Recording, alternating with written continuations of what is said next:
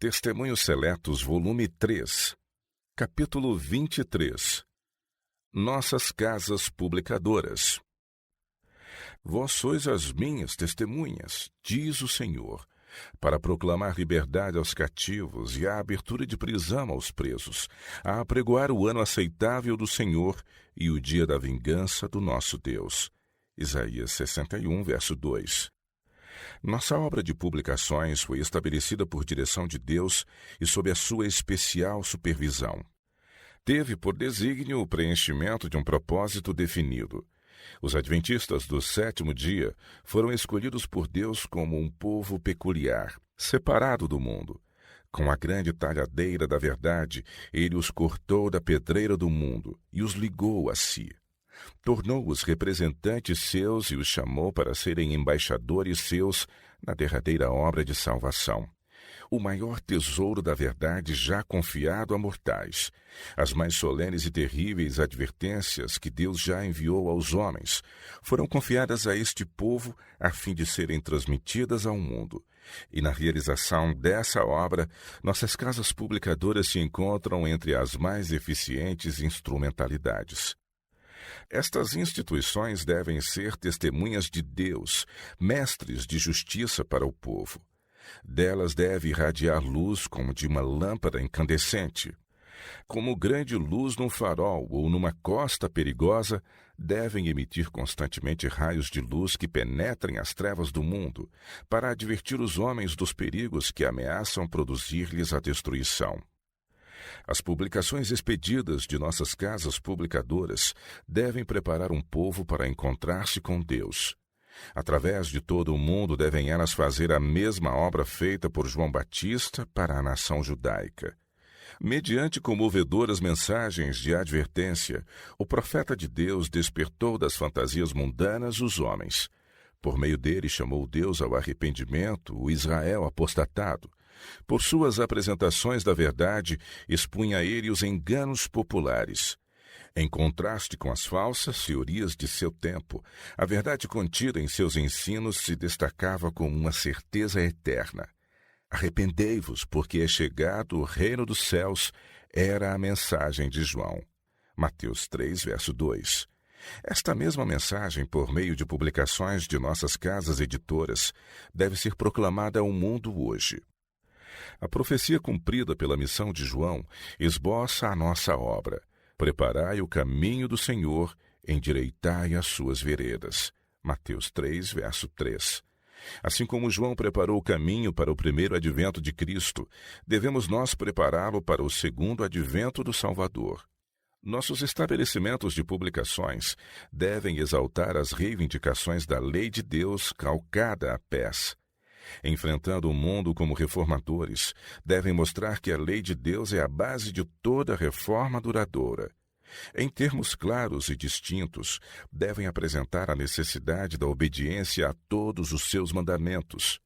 Constrangidos pelo amor de Cristo, devem com ele cooperar na edificação dos lugares antigamente assolados, levantando os fundamentos de muitas gerações. Devem ser reparadores das rupturas, restauradores das veredas para morar. Por seu testemunho, deve o sábado do quarto mandamento apresentar-se como uma testemunha, um constante memorial de Deus para atrair a atenção e despertar perguntas que dirijam o espírito dos homens para seu Criador. Não se esqueça jamais que essas instituições devem cooperar com o ministério dos representantes do céu. Acham-se entre as instrumentalidades representadas pelo anjo a voar pelo meio do céu e que tinha o evangelho eterno para o proclamar aos que habitam sobre a terra e a toda a nação e tribo e língua e povo, dizendo com grande voz: temei a Deus e dá-lhe glória, porque vinda é a hora do seu juízo. Apocalipse 14, versos 6 e 7. Deles deve partir a terrível denúncia: caiu Babilônia, aquela grande cidade que a todas as nações deu a beber do vinho da ira da sua prostituição. Apocalipse 14, verso 8. São representados pelo terceiro anjo que se seguiu, dizendo com grande voz: se alguém adorar a besta e a sua imagem, e receber o sinal na sua testa ou na sua mão, Também o tal beberá do vinho da ira de Deus. Apocalipse 14, versos 9 e 10. A responsabilidade de nossas casas publicadoras. É em grande parte por meio de nossas casas editoras que se há de efetuar a obra daquele outro anjo que desce do céu com grande poder e com sua glória ilumina a terra. Solene é a responsabilidade que repousa sobre nossas casas publicadoras. Os que administram essas instituições, os que dirigem os periódicos e preparam os livros, achando-se como se acham à luz dos propósitos divinos e chamados para dar advertência ao mundo, são tidos por Deus como responsáveis pela alma de seus semelhantes. A eles, bem como aos ministros da palavra, aplica-se a mensagem dada por Deus ao seu profeta da antiguidade. A ti, pois, ó filho do homem, te constituí por atalaia sobre a casa de Israel. Tu, pois, ouvirás a palavra da minha boca, e lhe anunciarás da minha parte. Se eu disser ao ímpio, ó ímpio, certamente morrerás, e tu não falares para desviar o ímpio do seu caminho, morrerá esse ímpio na sua impiedade, mas o seu sangue eu demandarei da tua mão. Ezequiel capítulo 33, versos 7 e 8. Há tempo algum, esta mensagem se aplicou com maior força do que é o de hoje. Mais e mais o mundo despreza as reivindicações divinas. Os homens têm se tornado ousados na transgressão. A maldade dos habitantes do mundo já quase encheu a medida da sua iniquidade. Esta terra já quase chegou ao ponto em que Deus há de permitir ao destruidor operar com ela segundo sua vontade.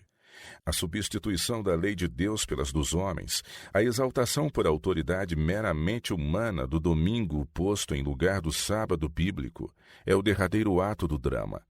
Quando essa substituição se tornar universal, Deus se revelará. Ele se erguerá em sua majestade para sacudir terrivelmente a terra. Sairá de seu lugar para punir os habitantes do mundo por sua iniquidade, e a terra descobrirá seu sangue e não mais esconderá seus mortos. O grande conflito que Satanás originou nas cortes celestiais, cedo, bem cedo, há de ser para sempre decidido. Logo todos os habitantes da terra terão tomado partido, ou a favor ou contra o governo do céu. Hoje, como nunca dantes, Satanás está exercendo seu poder para iludir, desviar e destruir toda a alma incauta. Somos chamados a despertar o povo a fim de se preparar para os grandes acontecimentos que o aguardam. Temos que advertir os que se acham à beira da ruína.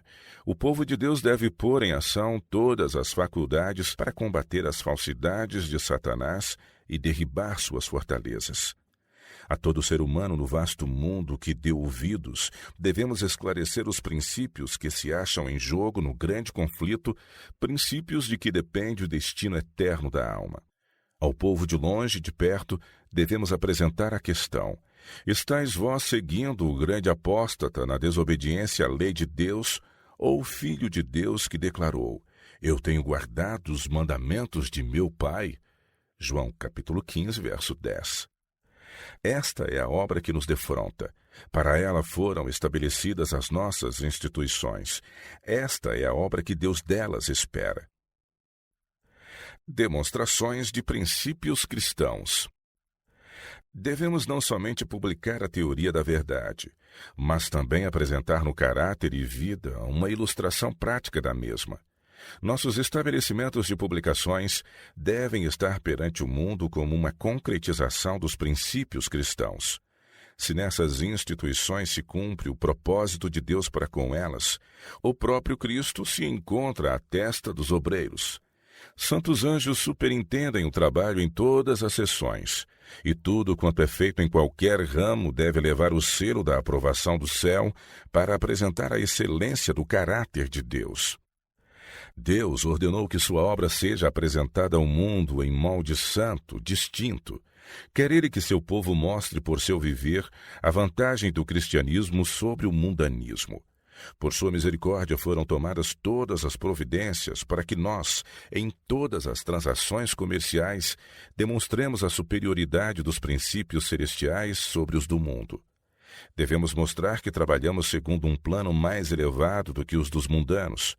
Em todas as coisas, devemos manifestar pureza de caráter, mostrar que a verdade recebida e obedecida torna os recebedores filhos e filhas de Deus, filhos do Rei Celeste, e como tais são honestos em seu trato, fiéis, verdadeiros e sinceros, tanto nas coisas mínimas da vida como nas máximas. Em toda a nossa obra, mesmo em ramos mecânicos, deseja Deus que apareça a perfeição de seu caráter.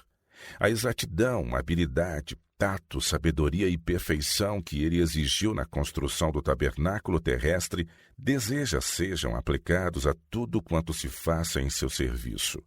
Toda e qualquer transação efetuada por seus servos deve ser pura e preciosa à sua vista, como o foram o ouro, incenso e mirra, que com fé sincera e incorrupta os magos do Oriente trouxeram ao menino Salvador. Assim devem os seguidores de Cristo em sua vida comercial ser uma luz para o mundo. Deus não lhes pede que façam esforço para brilhar. Não aprova ele nenhuma tentativa inspirada pela satisfação própria para ostentar bondade superior. Deseja que sua alma se encha de princípios do céu e então, ao entrarem em contato com o mundo, revelarão a luz que neles há. Sua honestidade, sinceridade e firme fidelidade em todos os atos da vida serão um meio de disseminar a luz. O reino de Deus não vem como ostentação exterior. Vem pela suave inspiração de sua palavra, pela operação interior de seu espírito, pela comunhão da alma com aquele que é a vida. A maior manifestação de seu poder vê-se na natureza humana levada à perfeição do caráter de Cristo. Uma aparência de fortuna ou elevada posição, construções ou mobiliário dispendiosos não são essenciais ao avançamento da obra de Deus. Tampouco são as realizações que granjeiam o aplauso dos homens e servem à vaidade. A ostentação mundana, por imponente que seja, não tem valor algum perante Deus. Conquanto seja nosso dever buscar a perfeição nas coisas exteriores, cumpre ter sempre em mente que este objetivo não deve tornar-se supremo. Deve manter-se subordinado aos interesses mais elevados. Acima do visível e transitório, avalia Deus o invisível e eterno. O primeiro só tem valor quando expressa o último. As mais seletas produções de arte não possuem beleza que se possa comparar com a formosura de caráter que é fruto da operação do Espírito Santo na alma. Ao dar Deus seu Filho ao mundo, dotou os seres humanos de riquezas imperecíveis, riquezas que, em se comparando com elas os tesouros dos homens, acumulados desde o princípio do mundo, estes nada são. Cristo veio ao mundo e se apresentou aos filhos dos homens, com o amor acumulado na eternidade. E este é o tesouro que, mediante nossa ligação a Ele, devemos receber, revelar e comunicar. Nossas instituições imprimirão dignidade à obra de Deus justamente na medida da consagrada devoção dos obreiros, revelando estes o poder da graça de Cristo para transformar a vida.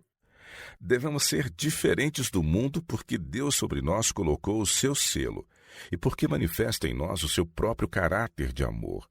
Nosso Redentor nos cobre com sua justiça. Ao escolher homens e mulheres para seu serviço, Deus não indaga se possuem saber, eloquência ou riquezas mundanas. Pergunta: andam eles com tanta humildade que eu lhes possa ensinar os meus caminhos? Posso pôr-lhes nos lábios as minhas palavras? Representar-me-ão eles? Deus pode servir-se de cada pessoa na proporção exata em que lhe é possível pôr o seu espírito no templo da alma.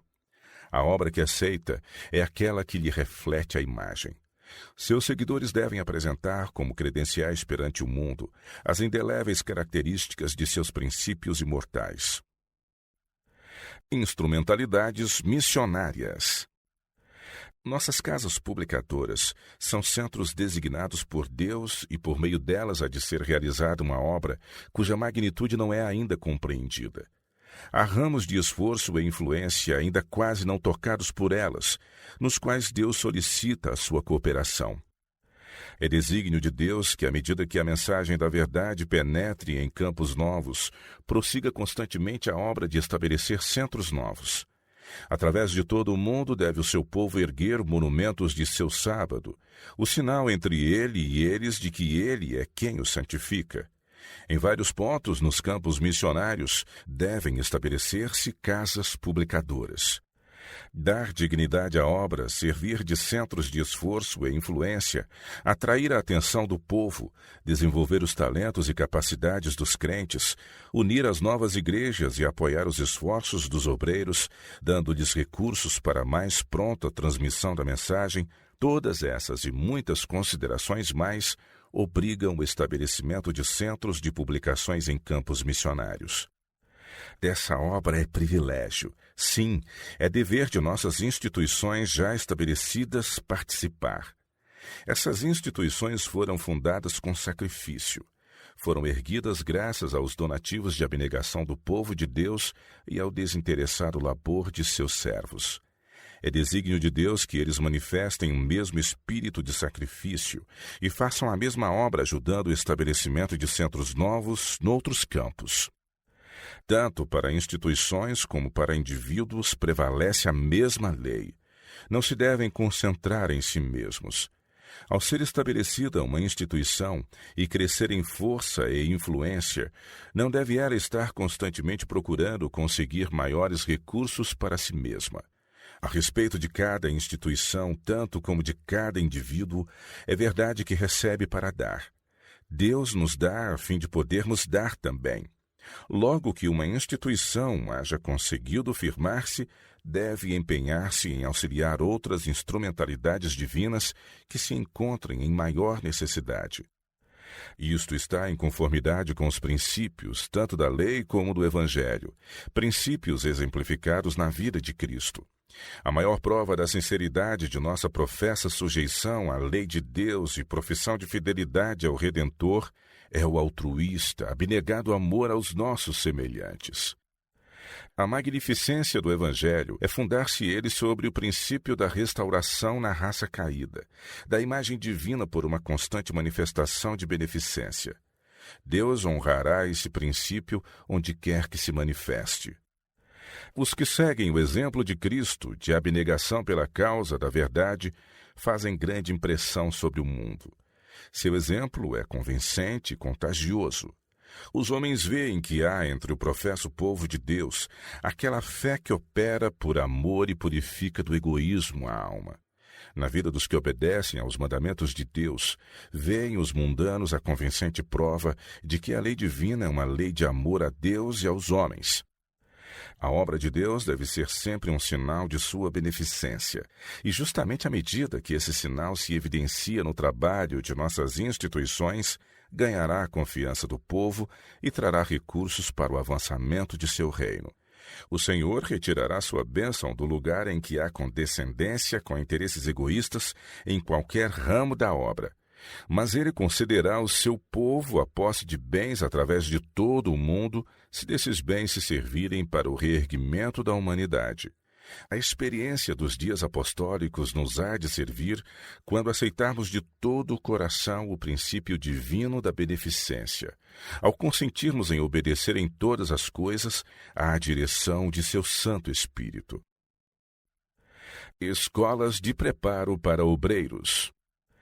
Nossas instituições devem ser instrumentalidades missionárias no mais elevado sentido, e o verdadeiro trabalho missionário começa sempre com os que estão mais próximos.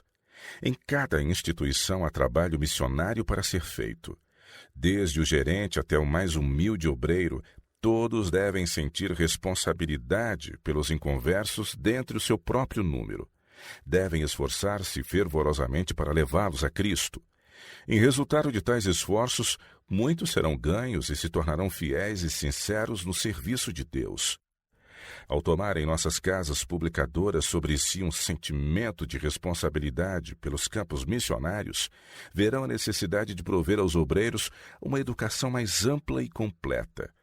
Reconhecerão o valor de seus recursos para esta obra e verão a necessidade de habilitar os obreiros não unicamente para desenvolver a obra dentro de seus próprios limites, mas também para dar auxílio eficiente às instituições em campos novos.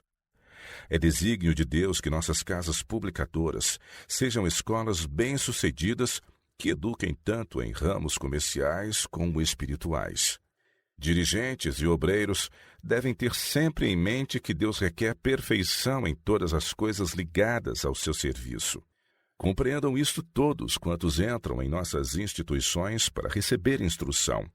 A todos dê-se a oportunidade de adquirir a eficiência maior possível.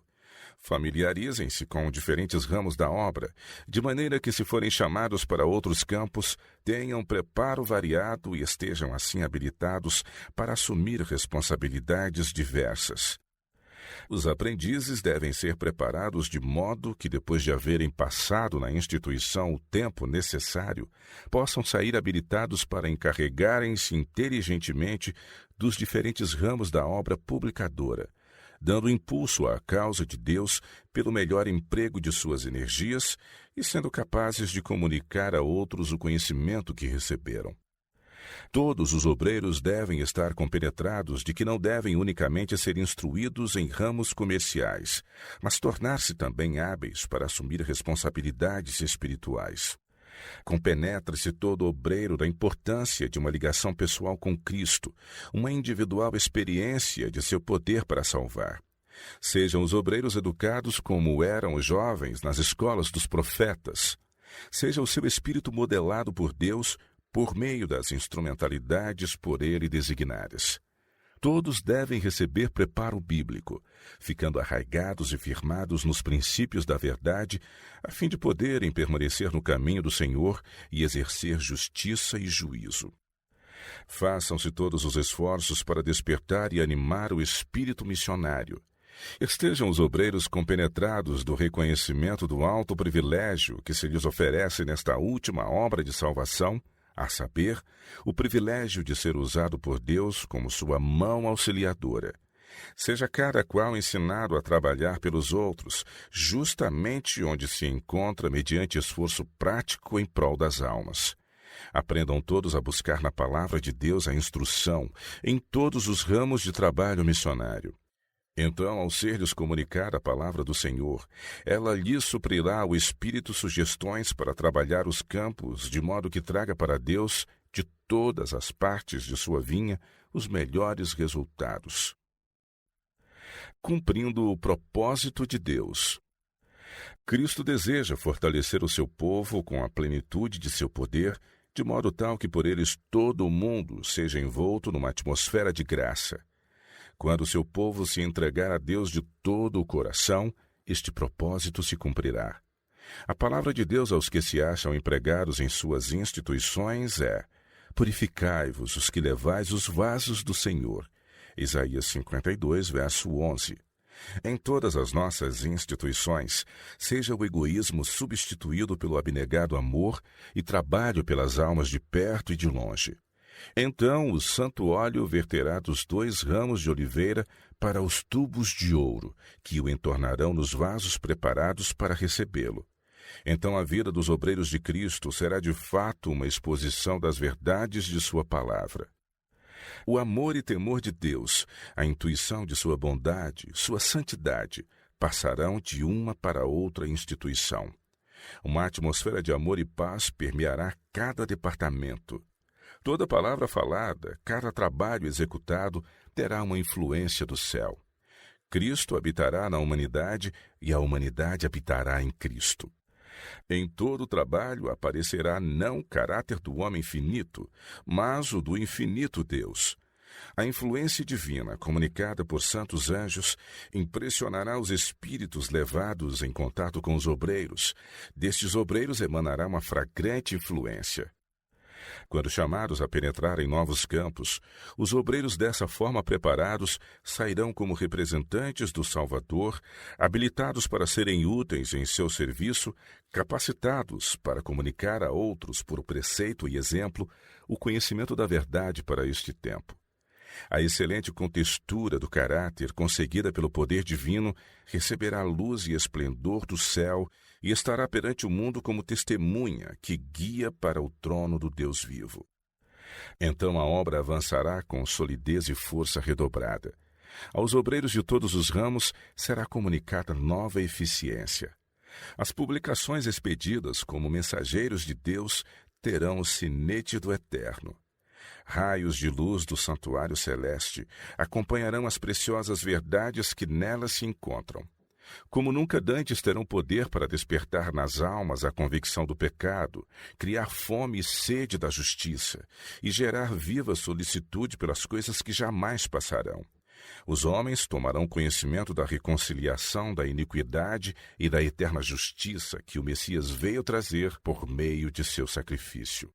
Muitos serão levados a participar da gloriosa liberdade dos filhos de Deus e se unirão ao povo de Deus para aguardar nosso Senhor e Salvador, que em breve virá com poder e glória.